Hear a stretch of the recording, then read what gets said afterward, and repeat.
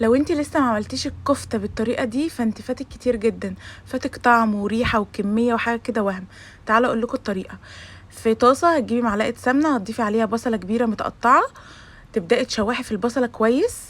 انا عايزاها تاخد لون ذهبي كده، بتدي طعم جامد قوي. ضفت هنا البهارات، ملح وفلفل، كمون، كزبرة، ورق لورا، وكمان عيدان قرفة، وشوية ملح صغيرين. وبدأت اقلب كويس.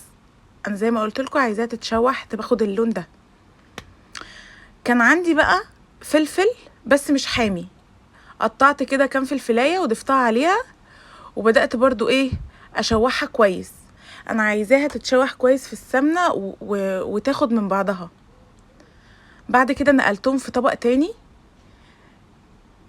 هرجع لهم تاني. هنا بقى في نفس الطاسه حطيت معلقتين زيت، وجبت اللحمه بتاعتي. انا هنا كنت جايبه نص كيلو لحمه، ضفت عليه بصله كبيره، فلفل احمر، وكيس توابل لحمه، وبدات اكورهم كده.